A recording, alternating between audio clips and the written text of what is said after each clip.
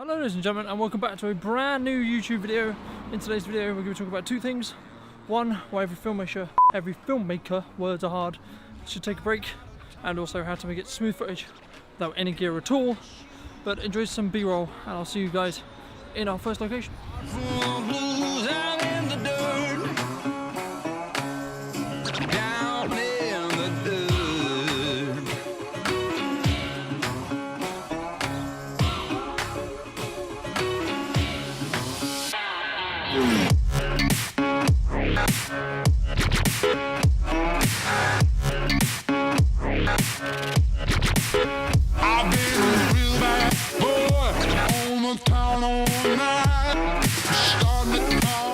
So, you want to get smooth footage like the stuff I just showed you? It's really simple. All you need is a camera strap that you get with your camera, your lens of your choice, then obviously your camera. What you want to do is you want to hold your camera with one hand, hold the lens with the other hand, and then put your camera strap behind your neck and pull it really taut. Now, when you do your movement, try to make sure that it's really slow, and the fact that the slower you move, you can always speed it up when you're inside post, but just keep in mind that the slower you move, the more cinematic your footage will look. Also, if you do have the ability to record in slow motion, do record in slow motion, because you can always play it back at 60 FPS and then only render 24 of the frames in your video. So just keep that in mind as well.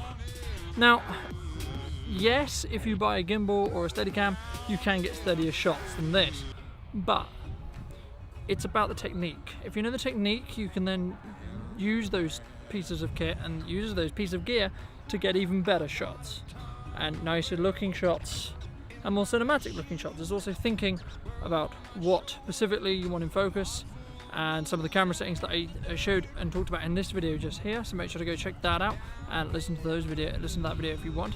I'm going to be doing a little bit of an update video on that as well, because I've found a couple of nicer tweaks that you can actually use when you're doing some cinematic photography or cinematography. And also, if you have an MD filter, it will help you out a ton to control your exposure and make sure you can get that perfect exposure so you can do a lot better in post. But that's basically how you get as smooth as possible with gear without using any gear at all that you don't already have with your camera. Now, why does every filmmaker need to take breaks? I find that you don't necessarily know, or you can sort of have a difference of opinion, or you can look at something a lot differently. The term basically I'm trying to say is that you won't know that you love something until you already miss it for a bit, and you'll be more hyped and you'll be more excited about what you're doing, and therefore make better content, in my opinion, if you give yourself those breaks.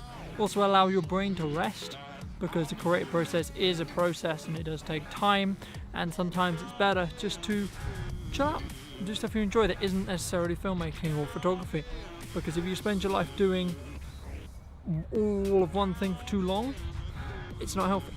So keep this in mind. If you did enjoy this video, guys, apologies if it was a bit shorter than usual, but I wanted to kind of just get my points across, talk to you guys a little bit about this, and I've got some bigger things coming that I'm going to be playing to, so it may mean some of the more daily-esque content or the more continuation content may be slightly less frequent for a couple of weeks or so, because I've got a big project that I'm going to be starting this week as well. So thank you guys for watching. If you did enjoy this video, make sure to leave it with a like, and if you're new to the channel, make sure to be subscribed.